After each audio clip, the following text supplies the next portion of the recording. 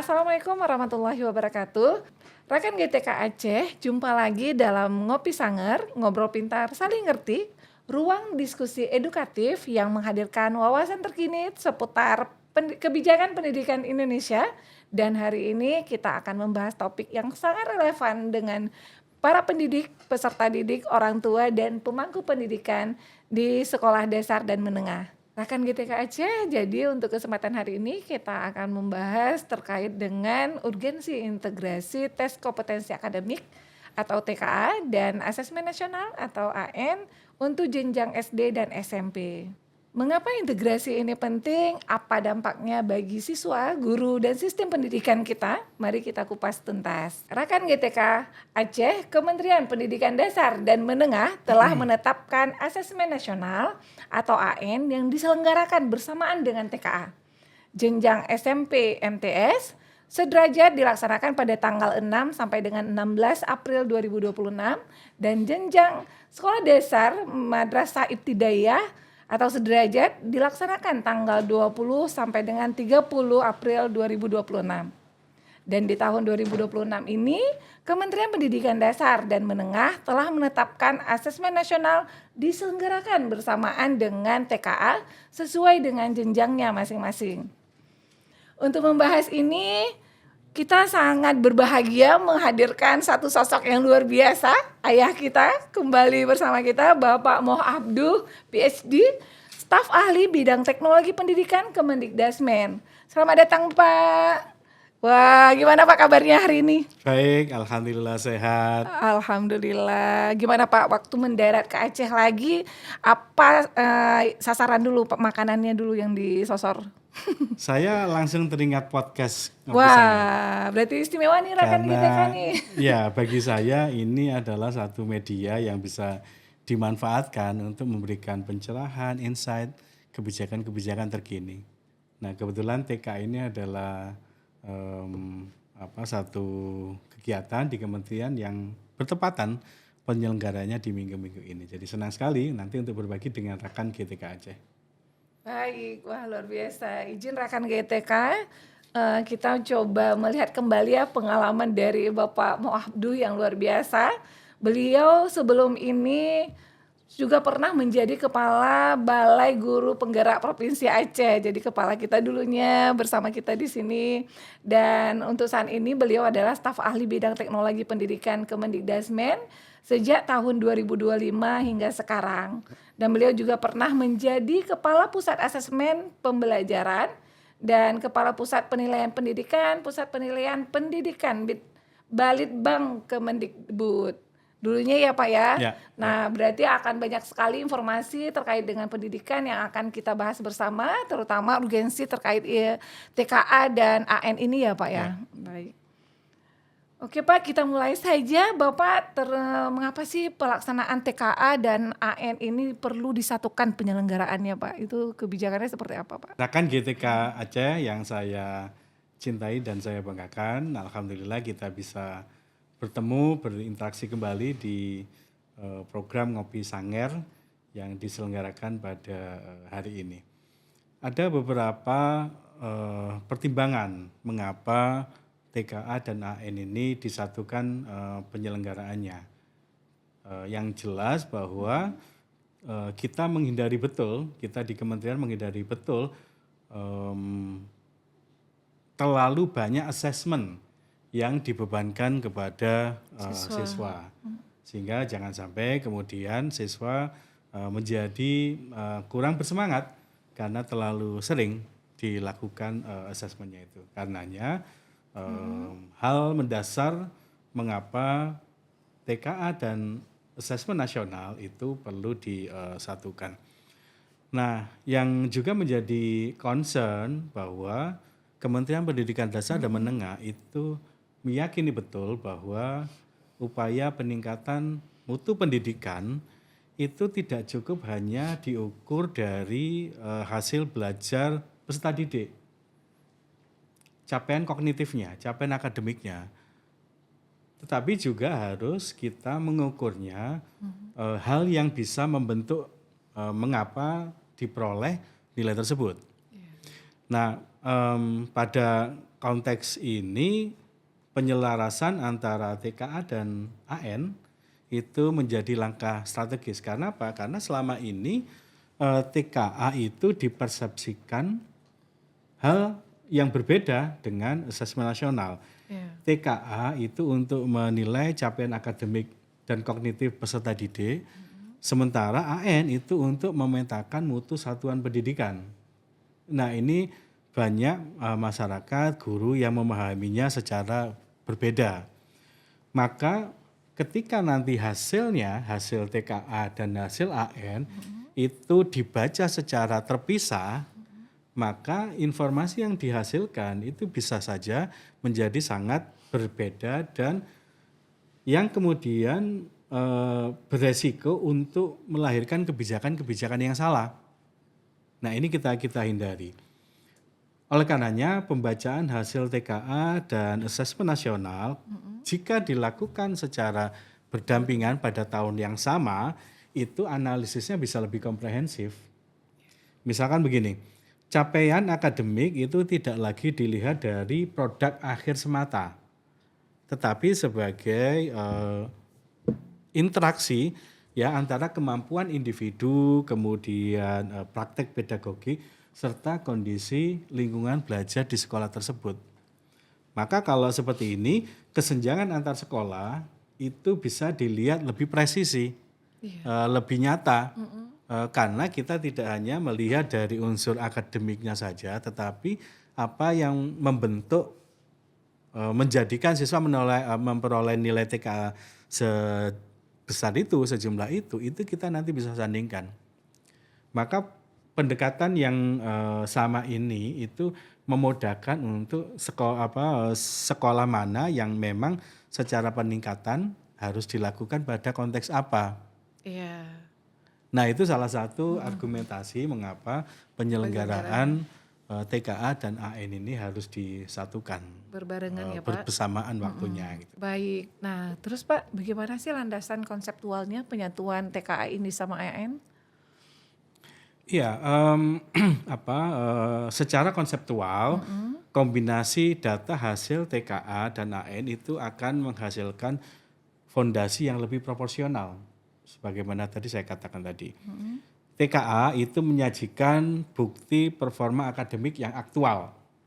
Nah, sementara asesmen nasional itu menjelaskan bagaimana kualitas sistem yang menopangnya. Nah, kalau kita lihat dari beberapa rilis yang ada, misalkan OECD itu pernah merilis dokumen yang berjudul Synergies for Better Learning. Ini dirilis pada tahun 2013. OECD menekankan bahwa sistem evaluasi hanya akan efektif ya jika selaras dengan sasaran pembelajaran yang hendak dicapai. Nah, kalau itu tidak ada keterpaduan, maka hasilnya itu akan sangat sulit untuk dijadikan dasar perbaikan peningkatan mutu pendidikan di sekolah tersebut. Iya. Ini OECD.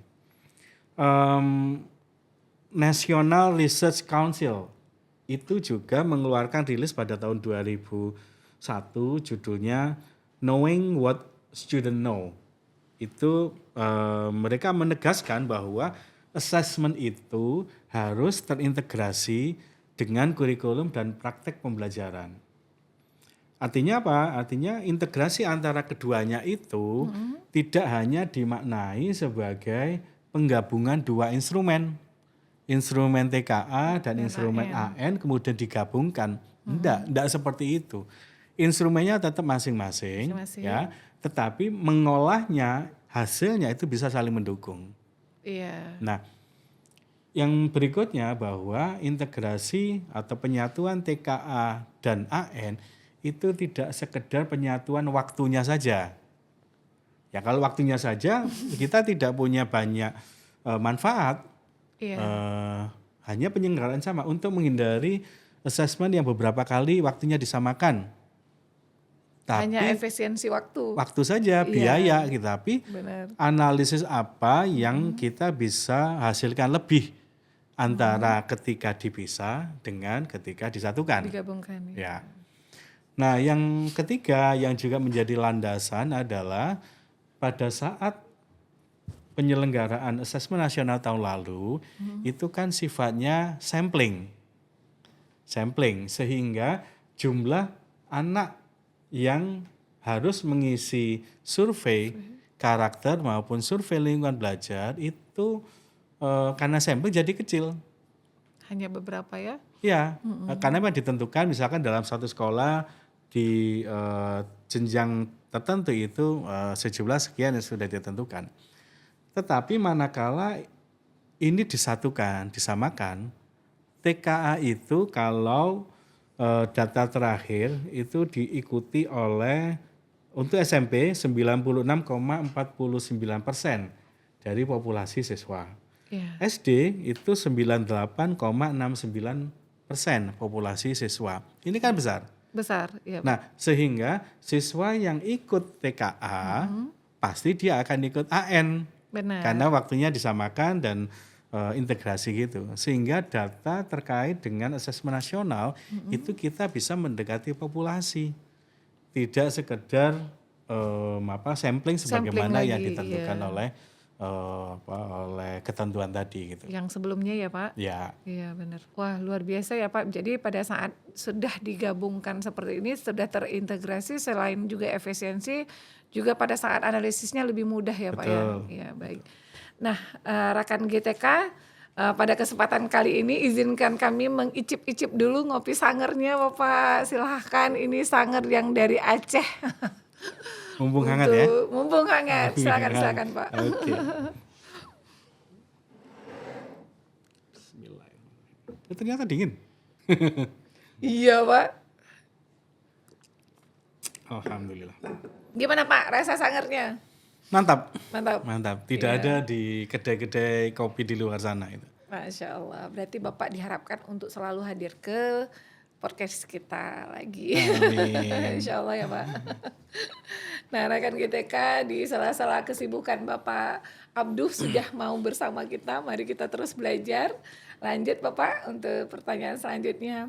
Bagaimana sih Pak manfaatnya nih untuk kita, terutama untuk peserta didik, guru ya, sistem pendidikan kita dengan penyatuan TKA ini sama AN Pak? Ya, rekan GTK Aceh, saya ingin menggarisbawahi lagi bahwa integrasi atau penyatuan TKA dan AN itu bukan berarti instrumennya dilebur. Iya. Nggak, masing-masing berdiri sendiri gitu ya. Nah, ini akan kita posisikan dalam satu ekosistem penjaminan mutu yang saling melengkapi. Iya. Melengkapi hasil AN tadi, hasil TKA, kita jadikan satu analisis yang lebih tajam. Nah, jika dalam perspektif ini, maka TKA itu akan tetap punya fungsi mengukur capaian kompetensi akademik, sementara AN akan mempertahankan perannya sebagai instrumen pemetaan mutu satuan pendidikan.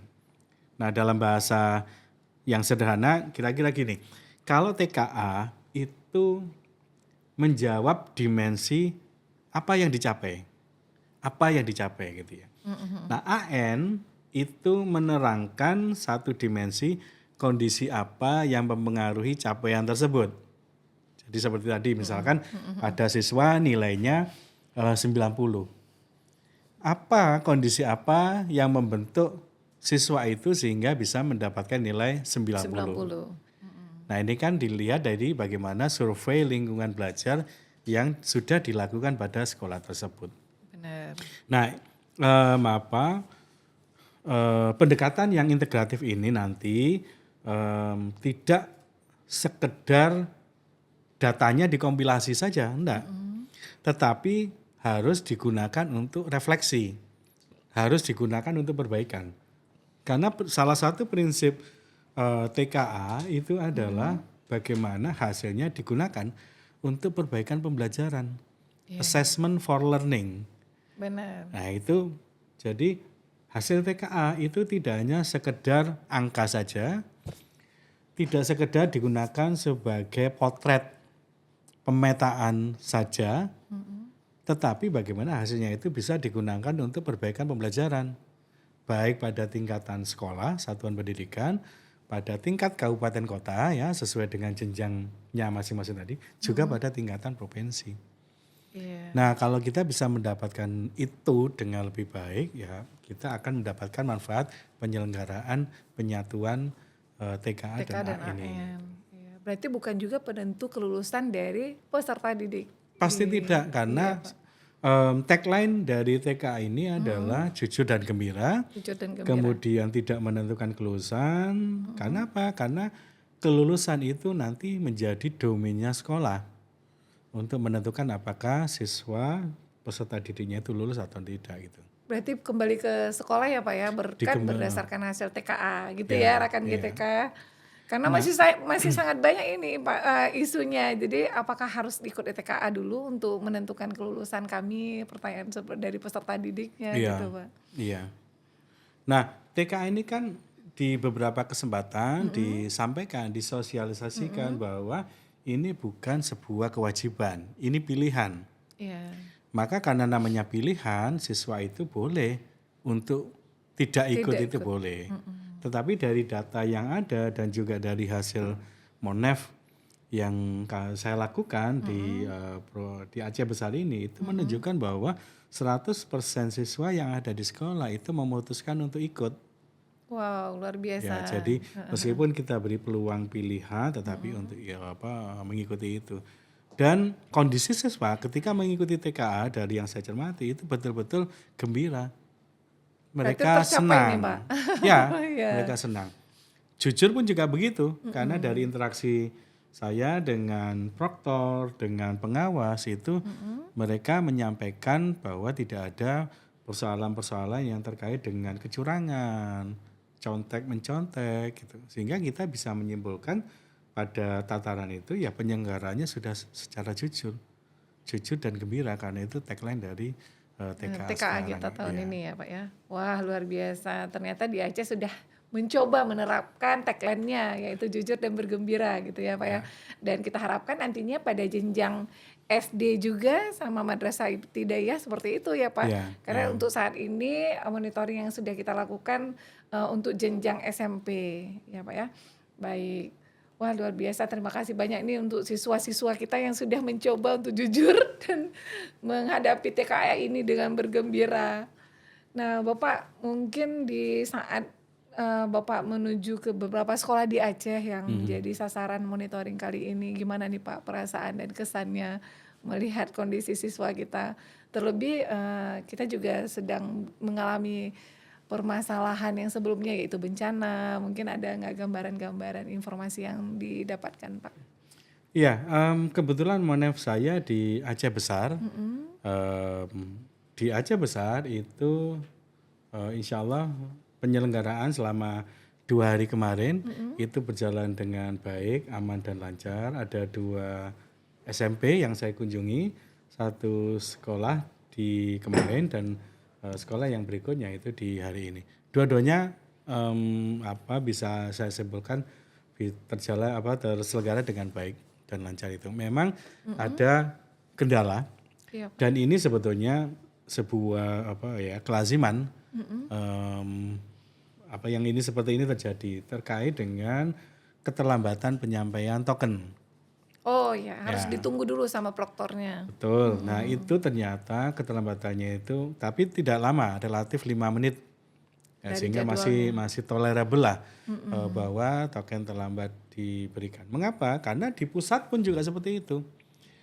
Jadi meskipun ini kita bicara teknologi pendidikan, kita bicara digitalisasi dan sebagainya, tetapi ketika ada permintaan token dari satuan pendidikan di seluruh Indonesia pada jam yang sama, maka muncul satu kondisi yang sering kita sebut sebagai bottleneck. Jadi penyumbatan di situ. Jadi permintaan token itu datang pada saat yang bersamaan, kemudian pengiriman pun juga datang pada saat yang bersamaan, maka beberapa di antaranya terjadi delay. Ada sekolah-sekolah yang memang bisa langsung mendapatkan token itu, tapi ada juga yang tertunda. Dalam antrian ya Pak? Karena antrian tadi, karena demikian sesaknya ya bottleneck tadi. Bener. Nah, keterlambatan itu insya Allah masih bisa ditoleransi rekan GTK Aceh karena ya hanya 5 menit gitu. Selebihnya prosesnya berjalan dengan lancar ketika itu. Nah yang berikutnya antusiasme peserta didik itu juga menurut saya luar biasa. Tidak nampak ada wajah-wajah yang lesu, Terbebani. tertekan, beban gitu. Sebelum memulai pun itu mereka sangat antusias untuk mengikuti itu. Begitupun setelah TKA-nya selesai, mereka keluar dengan gembira, dengan semangat dan tertib gitu. Bahkan diantaranya mereka sempat tertawa mengatakan bahwa soalnya tidak sesulit yang dibayangkan seperti itu. Nah itu kesan yang cukup mendalam bagi saya di Monevini itu. Wah luar biasa, berarti secara tidak langsung kita sudah bisa membaca ya kondisi siswa kita bahwa mereka sudah siap untuk TKA, juga sudah berhasil melalui itu dengan tanpa kendala yang berarti gitu ya Pak ya, nggak membuat mereka terbebani dari rawat wajahnya lebih berbahagia. Namun Pak ada informasi juga yang kita dapat Pak, jika terkendala mati lampu Pak, tiba-tiba di saat sesi yang pertama misalkan, ini apakah ada susulannya Pak untuk TKA ini Pak? Dibuka kembali sesi di akhir atau seperti apa Pak? Iya, kalau sekedar mati lampu itu sebetulnya penyelesaiannya tidak harus mengikuti TKA susulan. Secara otomatis waktunya itu akan stop ketika listriknya mati, sehingga nggak berlanjut di sana gitu ya. Ketika listrik save. Ketika listrik menyala kembali, maka tinggal melanjutkan itu. Tentu saja dengan penyampaian token yang baru, karena kan prosesnya terhenti di situ. Nah, TKA susulan itu kita siapkan bagi murid peserta didik yang berhalangan untuk mengikuti TKA sebagaimana jadwal yang reguler, sakit misalkan. Atau ada kendala lain, bencana tadi misalkan, itu juga memberikan satu konsekuensi ketidakikutsertaan di jadwal yang reguler. Maka diberi kesempatan untuk ikut ujian susulan tadi itu. Berarti yang rugen ya Pak ya? Ya. Yang bukan persoalan mati listrik saja. Itu beberapa sekolah menyikapinya dengan penyediaan genset. Penyediaan generator sehingga pada saat listrik dari PLN itu mati secara otomatis pada saat yang bersamaan itu menggunakan daya dari genset tadi itu. Baik, wah luar biasa rekan GTK, banyak sekali informasi kita diskusikan di sini bersama Bapak Abdul. Pak mungkin kita icip lagi nih kopinya sebelum tambah dingin. Silakan Pak. Ya.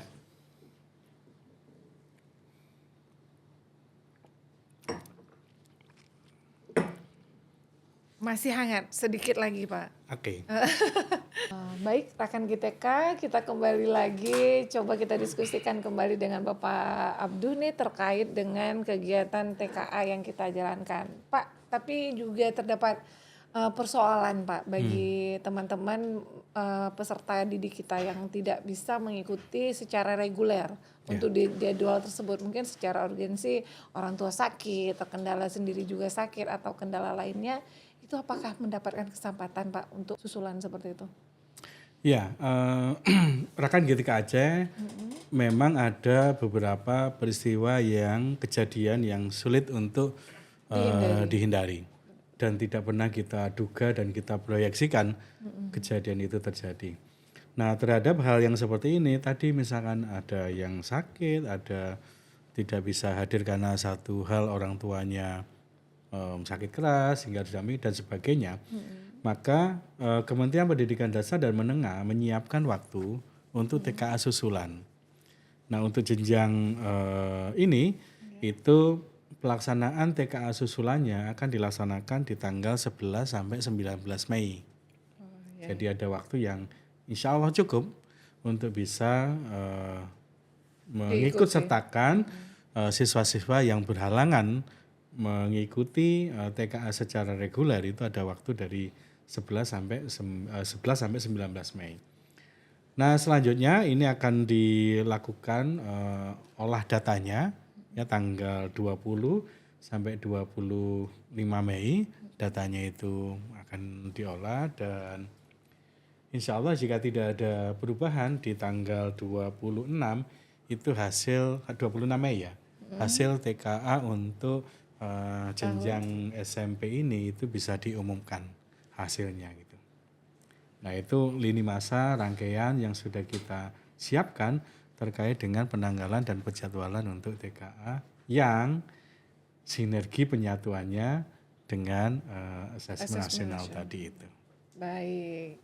Wah, luar biasa terjawab ya rekan GTK bahwa bagi peserta yang tidak dapat mengikuti pada jadwal reguler dapat mengikuti kembali susulannya di tanggal 11 sampai dengan 19 ya Pak. Ya. Banyak sekali lini masa yang disediakan, mudah-mudahan bisa terfasilitasi semuanya dengan angka yang luar biasa besar juga 98 ya Pak. Ya. Untuk jenjang SD ya SD dan 98, SMP 96,49% ya. Wah, luar biasa, mudah-mudahan berhasil Nah, semuanya. saya tambahkan Baik. angka ini itu lebih besar Iya. dibandingkan dengan partisipasi TKA di jenjang SMA.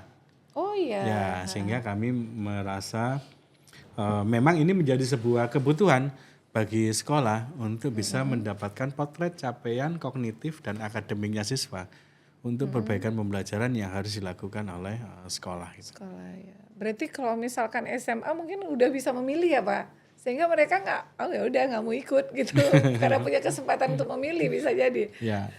Nah, ada beberapa pertimbangan Ya. mengapa ada siswa yang tidak mengikuti atau tidak memilih untuk ikut TKA. Itu memang hampir semuanya orang tuanya sudah menegaskan bahwa anak ini tidak akan melanjutkan pendidikan ke jenjang yang lebih tinggi. Oh. Ada yang seperti itu, sehingga ketika siswa SMP ada yang tidak ikut TKA, itu sebagian besar karena orang tuanya sudah memutuskan anaknya tidak lanjut ke sekolah SMA. Entah apa pertimbangannya orang tua. Kondisi ini menarik pada saat penyelenggaraan TKA untuk SMA yang lalu. Iya. Karena lulusan-lulusan SMA yang tidak mengikuti TKA itu kemudian mereka tidak bisa melanjutkan kuliah karena tidak memiliki nilai TKA. Iya. Yang sebelumnya baik yang bersangkutan maupun orang tuanya sudah memutuskan tidak melanjutkan ke jenjang pendidikan yang lebih tinggi. Tiba-tiba pengen. Pada saat dia sudah lulus, kemudian ada keinginan untuk melanjutkan ke jenjang pendidikan tinggi, dia tidak punya kesempatan karena tidak punya hasil TKA tadi. Hampir semua perguruan tinggi mensyaratkan adanya nilai hasil TKA sebagai syarat untuk masuk ke perguruan tinggi tersebut. Iya. Ya, maka kalau kami menyarankan tidak ada ruginya untuk ikut TKA dibandingkan ketika tidak ikut TKA kemudian menyesal karena tidak mendapatkan hasil TKA tersebut untuk berbagai keperluan. Jadi tidak hanya untuk kebutuhan melanjutkan ke jenjang pendidikan yang lebih tinggi, tetapi ada hal lain yang bisa kita maksimalkan dengan memperoleh hasil TKA ini. Iya, tentunya sebagai tambahan portofolio Ya, sebagai salah peserta satunya didik itu. ya Pak ya. Dan itu juga sebagai pendukung tentunya pada saat peserta didik itu ingin bekerja ataupun melanjutkan pendidikan. Salah satunya. Baik Bapak, luar biasa nih sudah kita berdiskusi panjang lebar terkait TKA, bagaimana integrasinya dengan asesmen nasional juga Pak. Bapak sebelum kita tutup berkenan Bapak untuk memberikan kesan ataupun closing statement kepada teman-teman rekan GTK di Aceh, silahkan Bapak. Oke, rekan GTK, terima kasih sudah menyimak dan mencermati podcast Ngopi Sanggar ini.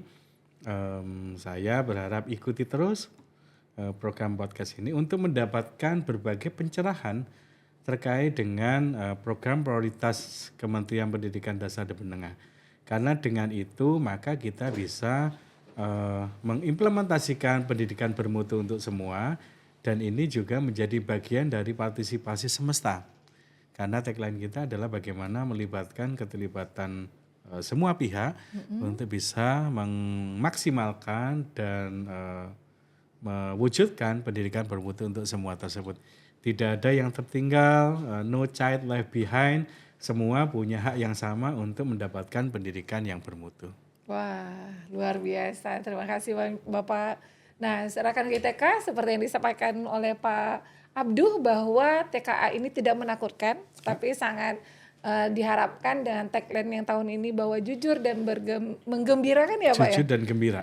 Jujur dan gembira tentunya bisa mengantarkan peserta didik kita, anak-anak kita untuk bisa lanjut ke jenjang selanjutnya juga sebagai modal awal untuk dimiliki ya sebagai portofolionya untuk menghadapi masa pendidikan lebih lanjut lagi tentunya.